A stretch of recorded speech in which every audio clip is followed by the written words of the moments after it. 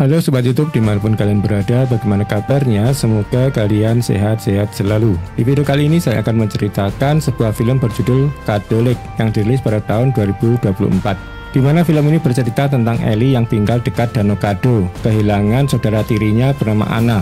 Di dalam pencarian Anna, Ellie menemukan fenomena pergeseran waktu di danau yang aktif ketika tingkat air danau menjadi turun atau dangkal. Ini membuatnya berpindah antara berbagai waktu, termasuk ke masa lalu dan masa depan. Bagaimana ceritanya? Oke, mari kita mulai.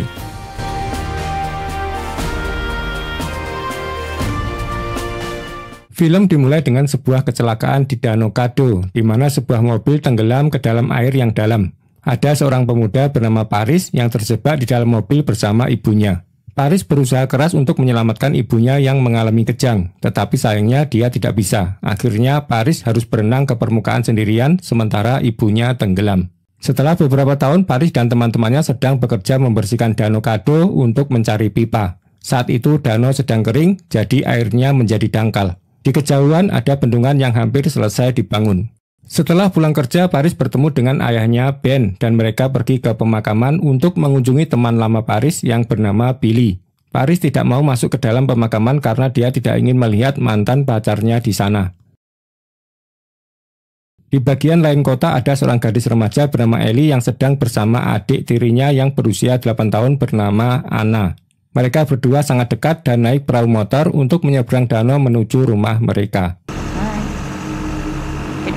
Di adegan lain, Paris berada di luar rumah sakit dan berbicara dengan dokter yang pernah merawat ibunya. Paris merasa tidak percaya bahwa ibunya mengalami kejang, karena biasanya orang yang mengalami kejang kehilangan kesadaran dan tidak mengeluarkan darah dari telinga.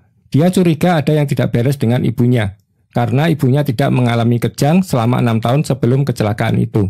Namun dokter tidak menghiraukan kekhawatirannya dan hanya mengatakan bahwa sangat disayangkan ibunya mengalami kejang lagi pada waktu yang salah.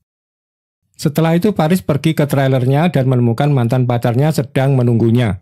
Mantan pacarnya mengucapkan belasungkawa atas kematian kakeknya. Dan dia memberitahu Paris bahwa dia akan kembali ke Houston keesokan harinya. Mereka berdua mulai mengenang masa lalu dan rencana mereka untuk hidup bersama yang membuat Paris tersenyum. Di tempat lain, Ellie sedang di rumah dan mencabut gigi Anna yang sudah lepas. Setelah itu mereka bergabung dengan keluarga untuk makan malam, di mana banyak tamu berkumpul. Namun Ellie merasa tidak nyaman karena tidak akur dengan ayah tirinya Daniel dan keluarganya. Dia meminta ibunya Celeste untuk menandatangani dokumen sekolah dan akta kematian ayahnya. Celeste ingin Daniel yang menandatanganinya, tetapi Ellie ingin tetap menggunakan nama keluarga ayah kandungnya, Lang. Ellie menjelaskan bahwa setelah 7 tahun hilang, seseorang dianggap mati menurut hukum. Celeste marah dan mengingatkan Ellie bahwa Daniel adalah orang yang membesarkannya, jadi dia adalah ayahnya yang sekarang. Di adegan berikutnya, Paris dan mantan pacarnya tampak sudah berdamai. Paris meminta maaf karena menjauh darinya dan mengungkapkan bahwa dia sangat terganggu setelah kematian ibunya. Sementara itu, Ellie sedang di kamar ibunya mencari akte kematian ayahnya. Anna menunjukkan kalung zodiak Cancer yang dia temukan di barang-barang Celeste. Kita juga tahu bahwa Anna adalah putri dari istri pertama Daniel, dan Celeste berencana untuk mengadopsinya. Anna dengan gembira memberitahu Ellie bahwa Daniel juga berencana untuk mengadopsi Ellie. Tetapi Ellie tidak senang mendengarnya. Ketika Celeste masuk ke kamar, Ellie menjelaskan bahwa dia mencari akta kematian ayahnya. Tetapi ini membuat ibunya semakin marah. Mereka berdua kemudian bertengkar dan Ellie akhirnya memutuskan untuk pergi dari rumah karena marah. Melihat Ellie pergi, Anna mulai menangis dan ingin ikut, tetapi Celeste menghentikannya. Ellie kemudian naik perahu motornya, tetapi Daniel yang tampak baik mendekatinya dan memperingatkannya tentang rendahnya permukaan air. Dia juga mengundangnya untuk sarapan besok, tetapi Ellie mengabaikannya dan pergi. Setelah itu Ellie pergi ke rumah temannya dan bermalam di sana. Keesokan paginya ibunya memanggilnya dan memberitahu bahwa Anna mencoba mengikuti Ellie malam sebelumnya, tetapi ia tersesat. Ellie panik dan langsung bergegas pulang dengan perahu motornya. Sesampainya di rumah, Ellie melihat Celeste panik dan mencoba menghubungi polisi. Daniel juga datang dan memberitahu mereka bahwa tetangga juga belum melihat Anna. Dia memutuskan untuk menggunakan perahu motor Ellie untuk mencari putrinya, tetapi anehnya dia menyadari bahwa perahu Ellie telah hilang. Ellie bersumpah bahwa perahunya ada di sana sebelumnya dan yakin ada yang mengambilnya. Di tempat lain, Paris sedang berjalan melewati hutan setelah mengikuti pipa yang dia temukan di danau. Dia tiba di bagian dalam hutan dan menemukan sebuah jek pompa tua. Tiba-tiba Paris merasa aneh, telinganya mulai sakit dan tangannya bergetar. Dia mendengar suara teman kerjanya dari jauh dan segera kembali. Saat kembali ke perahu, Paris melihat sesuatu yang menempel di motor perahunya. Dia memeriksanya dan menemukan sebuah kalung dengan lambang zodiak Cancer yang terlihat persis seperti kalung yang dikenakan Anna. Hal ini membuatnya bingung. Sementara itu di rumah Ellie, petugas polisi datang untuk mengumpulkan informasi tentang hilangnya Anna. Namun alih-alih fokus mencari Anna, mereka malah membahas masa lalu Celeste, ibu Ellie, yang ternyata memiliki masalah. Celeste pernah dituduh mengabaikan Ellie beberapa kali sebelumnya. Ini membuat Daniel, ayah tiri Ellie, marah, tetapi dia meyakinkan petugas bahwa hilangnya Anna tidak ada hubungannya dengan Celeste. Kembali ke Paris, dia berada di rumah orang tuanya dan memeriksa barang-barang ibunya. Dia menemukan kalung Cancer yang sama. Beberapa saat kemudian, ayahnya Ben masuk ke dalam rumah. Paris menjelaskan bahwa dia sedang mencari rekam medis ibunya, tetapi Ben mengatakan bahwa dia sudah lama membuangnya. Paris tetap percaya bahwa ibunya salah didiagnosis, tetapi Ben yang frustasi menyuruhnya untuk melupakan hal itu. Di danau, pencarian Anna dimulai dengan sangat serius, dan Ellie bergabung dengan beberapa polisi untuk membantu mencari adiknya. Sementara itu, Paris membawa pacarnya ke danau yang sama di mana dia menemukan kalung itu. Mereka tiba di lokasi, tetapi kali ini Paris tidak merasakan hal aneh seperti sebelumnya. Di tempat lain, polisi menemukan perahu motor milik Anna, dan Ellie menyadari bahwa jaket pelampung Anna hilang. Ini berarti bahwa Anna mungkin sudah turun dari perahu dan selamat, sehingga semua orang merasa sedikit lega. Sementara itu, Paris mencoba menjelaskan kepada pacarnya tentang kejang aneh yang dia alami di Danau Kado. Dia merasa ada yang tidak beres dengan tempat itu. Tetapi pacarnya tampaknya tidak mempercayainya. Dia malah mengingatkan Paris tentang kekeringan beberapa tahun yang lalu ketika perahu mereka terjebak di lumpur. Dia mulai tertawa mengingat hari itu. Tetapi tiba-tiba Paris teringat bahwa ada kekeringan juga pada tahun 1999, sama seperti sekarang. Setelah itu Paris pulang dan mulai mencari catatan medis ibunya dari masa lalu. Dia menemukan bahwa setiap kali ibunya mengalami kejang, itu terjadi saat kekeringan dan permukaan air rendah, seperti sekarang. Dia menyadari bahwa situasi yang sama juga terjadi pada tahun 1999, tahun kematian ibunya. Paris berpikir bahwa semua ini pasti ada hubungannya dengan danau tersebut. Namun pacarnya tampak ragu dan khawatir bahwa Paris akan kehilangan akal sehatnya. Dia berasumsi bahwa kejang itu adalah masalah keturunan, dan ibunya yang menurunkan kondisi itu kepadanya. Pacarnya lebih khawatir tentang hubungan mereka dan bertanya kemana arah hubungan mereka yang membuat Paris merasa kesal. Di tempat lain, Ellie merasa kasihan pada ibunya Celeste yang sangat putus asa. Dia mencoba menghibur ibunya dan meyakinkannya bahwa Anna adiknya akan segera kembali. Ellie berkata bahwa hanya karena ayah kandungnya hilang bukan berarti semua orang akan pergi. Namun Celeste marah dan menjelaskan bahwa ayahnya tidak hilang, tetapi meninggalkan mereka untuk wanita lain. Dia bahkan menceritakan bahwa wanita itu pernah mendekatinya dan mencoba menyerangnya ketika Ellie masih bayi. Celeste meminta maaf karena tidak memberitahu Ellie sebelumnya, karena dia ingin melindungi perasaan putrinya. Mendengar itu, Ellie merasa sangat sedih dan mulai menangis. Setelah beberapa waktu, Ellie berhasil menenangkan dirinya dan memutuskan untuk mencari Anna. Dia naik perahu motor milik Anna dan pergi ke danau. Beberapa saat kemudian malam sudah tiba tetapi Ellie masih mencari adiknya. Dia berjalan di area terlarang dan melihat beberapa polisi berpatroli. Khawatir akan ditangkap dan dibawa pulang, dia segera keluar dari perahu. Saat bersembunyi di hutan, Ellie tiba-tiba merasakan sesuatu yang aneh. Dia menoleh ke belakang dan menyadari bahwa polisi sudah pergi, tetapi perahunya juga hilang. Ini membuatnya bingung dan dia terpaksa bermalam di hutan. Keesokan paginya dia bertemu dengan penduduk setempat yang membantunya pulang. Setibanya di rumah, Ellie bingung melihat Celeste panik karena Anna baru saja hilang. Disinilah film ini menjadi sangat mengejutkan. Ellie melihat Anna datang dengan perahu motor setelah bermalam di rumah temannya. Ini membuat Ellie menyadari bahwa dia mungkin telah melakukan perjalanan melintas waktu dan tiba beberapa hari sebelumnya. Ellie kembali ke perahu motornya dan pergi tanpa menyadari apa yang terjadi. Ini menjelaskan mengapa perahu itu hilang secara misterius beberapa hari yang lalu. Setelah itu, Ellie mengemudikan perahu menuju bendungan dan merasakan tangannya bergetar tanpa alasan.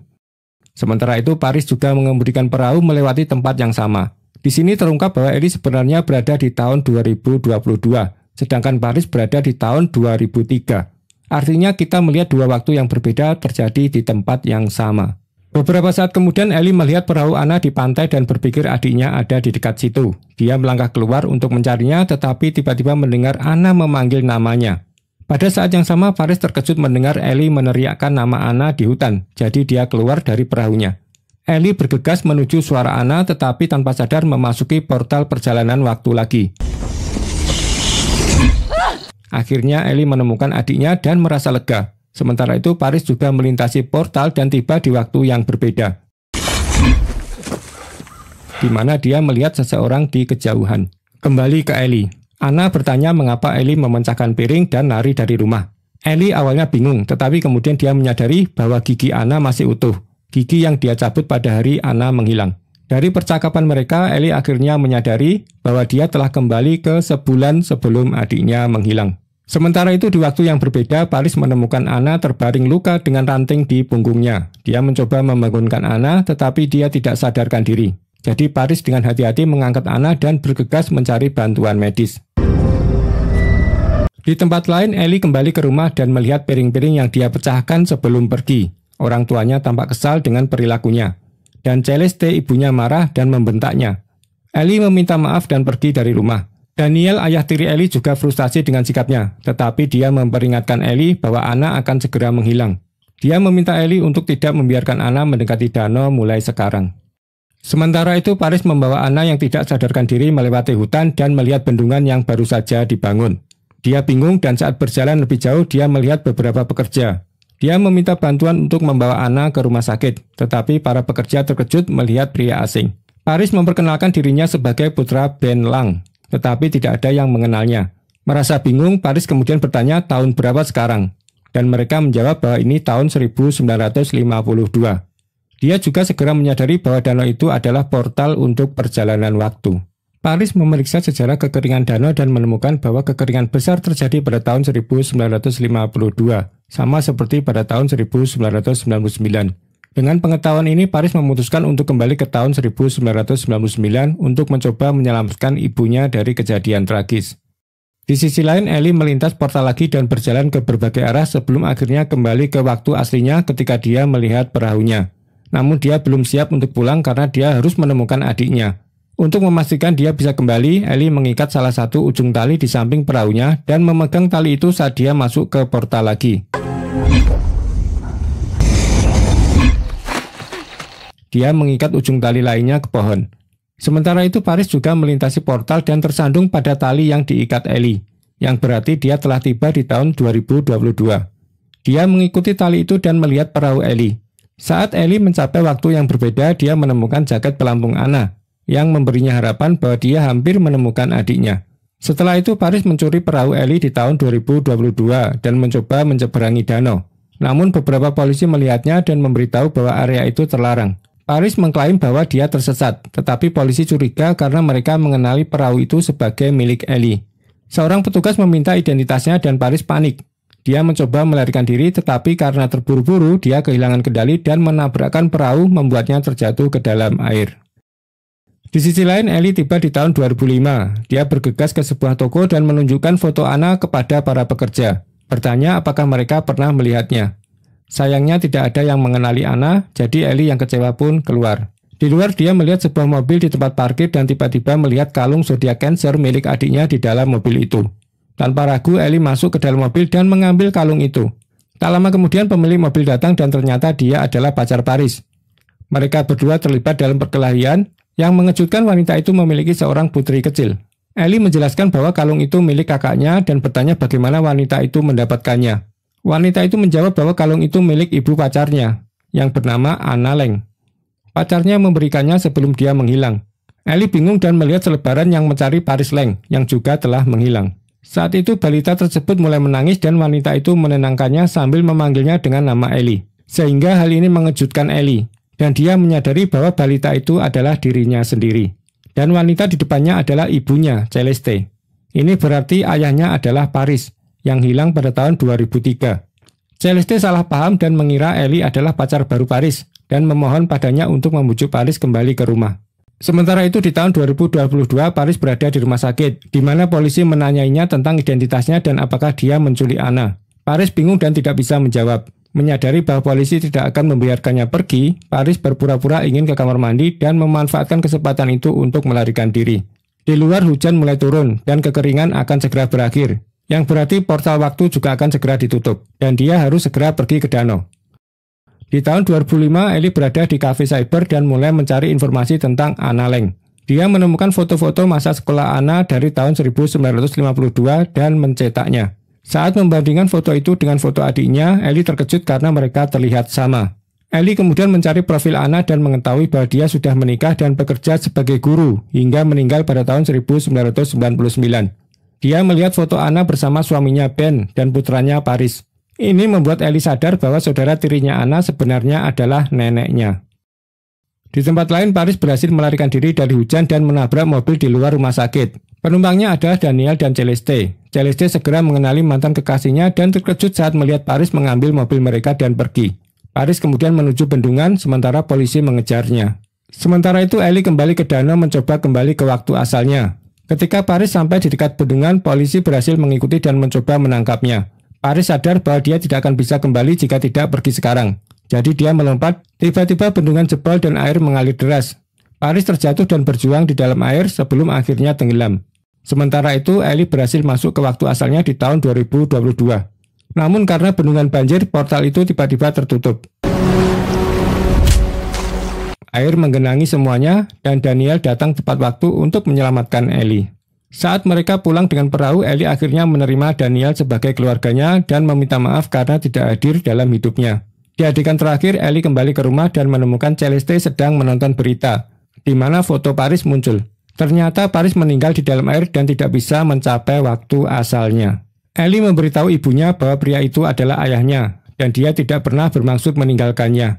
Dia juga menunjukkan foto sekolah Anna dari tahun 1952, menjelaskan bahwa Anna memiliki kehidupan yang baik. Celeste terkejut saat menyadari bahwa Ellie adalah gadis yang pernah bertengkar dengannya ketika Ellie masih bayi. Film kemudian berakhir dengan ibu dan putrinya berdamai.